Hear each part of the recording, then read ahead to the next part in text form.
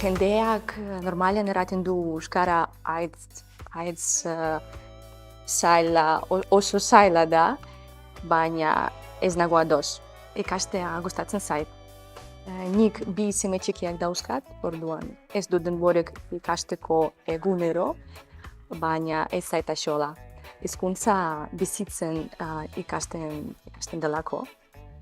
Tabernetan zerbait hartzen, jendearekin solasten, familiarekin, lagunekin solasten, kaletan entzuten haunitz eta gauzak eskatzen, dendetan, olasko bolar bat edo kilo bat zagar favorez, horrela. Euskara gozatzeko bi gauza behar ditugu, lotxa galdu eta gogoak eduki.